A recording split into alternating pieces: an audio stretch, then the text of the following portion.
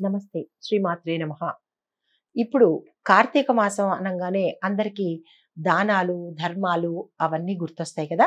అయితే కార్తీక మాసంలో చెప్పదగినది ఉపవాసం అండి. ఉపవాసము అంటే ఏంటి? అది ఎందుకు చేయాలి? ఎలా చేయాలి? అది చేయడం వల్ల శాస్త్రీయపరమైన ఉపయోగాలేంటి? ఆరోగ్యపరమైన ఉపయోగాలేంటి? ఇప్పుడు నేను వివరంగా తెలియపరుస్తాను. ఉపవాసం యొక్క ఫలితము అంటే కార్తీక మాసంలో ప్రతి సోమవారము ఉపవాసం ఉండి నక్షత్ర దర్శనం తర్వాత కనుక భోజనం చేస్తే శివ సాయుధ్యాన్ని పొందుతారు అని మన కార్తీక పురాణం చెప్తోంది. అంటే సోమవారాలే ఉపవాసం అని కాదు. ఇక్కడ మనకి ఏకాదశులు వస్తాయి. ఇంకా కార్తీక పౌర్ణమి ఉంది. ఇలా కార్తీక మాసానికి సంబంధించి ప్రతిరోజు ఉంది. మంచి విశేషం కాబట్టి, కానీ ప్రతిరోజు మనం ఉపవాసం ఉండలేం కాబట్టి సోమవారాలు, ఏకాదశి, పౌర్ణమి ఇలాంటి పుణ్యతిథుల్లో కనుక ఉపవాసం ఉంటే విశేషమైన ఫలితం ఉంటుంది. అయితే ఉపవాసం వెనుక అసలు శాస్త్రీయత ఏమిటి అనేది ఇప్పుడు చూద్దాము. అసలు ఉపవాసం ఎందుకు చేయాలి? అందరూ అంటారు ఉపవాసం అంటే డైటింగ్ అనుకుంటారు. ఉపవాసం అంటే డైటింగ్ కాదు. ఉపవాసము అర్థం ఏంటంటే అంటే దేవుడికి దగ్గరగా, వాసం అంటే నివసించడం అనమాట. అంటే దేవుడి పూజ గది పక్కనే కూర్చోవడం అని కాదు.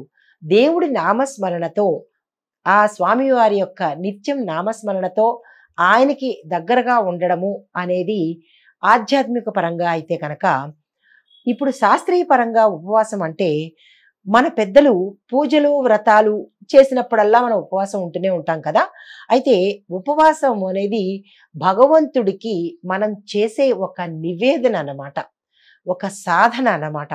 ఈ ఉపవాసము ఆరోగ్యానికి కూడా చాలా ఉపయోగపడుతుంది. అది ఎట్లా అంటే జీర్ణ వ్యవస్థకు అంటే మన డైజెస్టివ్ సిస్టానికి వారానికి ఒకసారి మనం దానికి ఫ్రీ వదిలేయాలన్నమాట. అంటే మన కాలేయము అంటే లివరు 24 గంటలు ప్రతిరోజు మిక్సర్ గ్రైండర్ లాగా తిరుగుతూ ఉంటే అది ఏదో ఒక రోజు షెడ్డుకి వెళ్ళిపోవడం గ్యారంటీ. అంటే అనారోగ్యం తప్పదనమాట.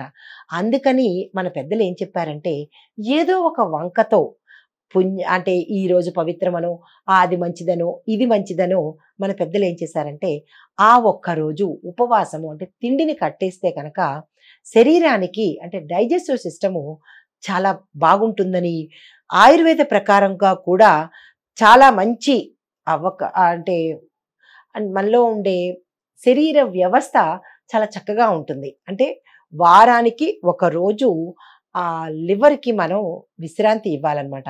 ఎందుకు అంటే ఈ మిగతా కార్యక్రమాలన్నీ చక్కగా అంటే మన వ్యవస్థలో, మన శరీర వ్యవస్థలో అన్ని కార్యక్రమాలు చక్కగా జరగాలి అంటే లివర్ ఫంక్షన్ చాలా చక్కగా ఉండాలన్నమాట.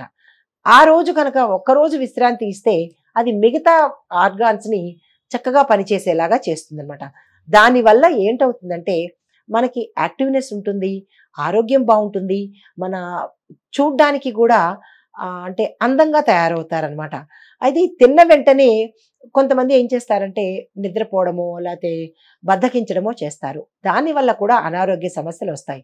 ఇందు మూలంగా ఏం చెప్పారంటే వారానికి ఒక రోజు కనుక ఉపవాసం ఉంటే జీర్ణ వ్యవస్థ తిరిగి శక్తిని పుంజుకొని మూలల ఏవైనా దోషాలుంటే అంటే దోషాలు మన శరీరం లోపల ఏముంటాయంటే కఫ, వాత, పిత్త ఈ 3 దోషాలని ఆ ఒక్కరోజు ఉపవాసము తీర్చివేస్తుందనమాట.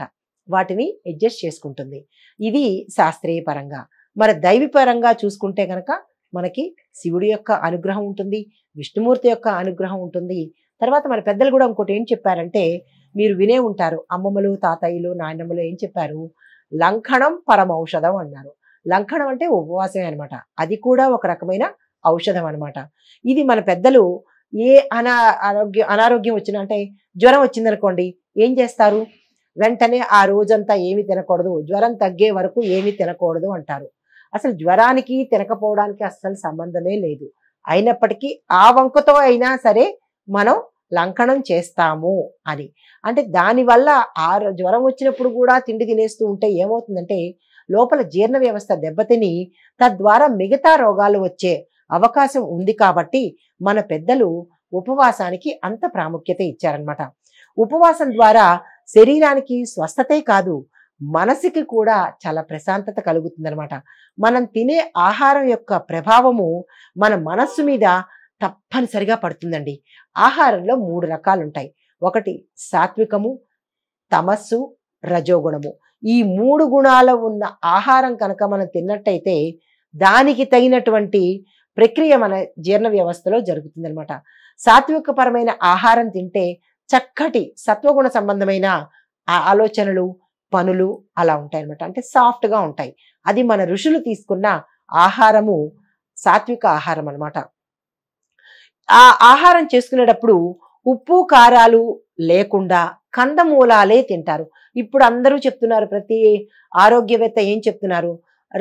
అంటే పచ్చి కూరలు తినాలి, పచ్చి కూరలు. ఈ పచ్చి కూరలు తినాలి, వండని పదార్థాలు తినాలి అన్నది ఆనాటి నుంచి మన ఋషులు ఎప్పటి నుంచో చెప్తున్నారు.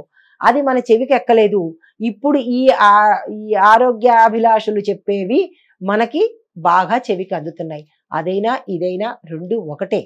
కానీ వీళ్ళు ఒక రకంగా చెప్పారు, మన ఋషులు మరొక రకంగా చెప్పారనమాట. అయితే దీనివల్ల ఏంటంటే మనకి నిగ్రహ శక్తి పెరుగుతుంది, మనసు ప్రశాంతంగా ఉంటుంది. దానివల్ల మన ముఖంలో తేజస్సు పెరుగుతుందనమాట. అవన్నీ క్రోడీకరించుకుని, అవన్నీ సమీకరించుకుని మనము ఈ పర్వదినాలలో, ఈ పుణ్యమైన మాసాలలో మనం వ్రతాలని, నోములని, కార్తీక మాసాలని, మార్గశిర మాసాలని, మాఘమాసాలని ఇలాగ మనం ఒక్కొక్క వారాన్ని ఎంచుకుని ఒక్కొక్కసారి ఉపవాసం చేస్తూ ఉంటాం అనమాట. ఈ చేయడం వల్ల మనము దేవుడికి దగ్గరగాను ఉన్నట్టుంటుంది, ఆరోగ్యానికి దగ్గరగా ఉంటాం అనమాట. సో ఉపవాసం అనేది మంచిదే కదా, చేద్దామా? తప్పనిసరిగా చేయాలి. నమస్తే.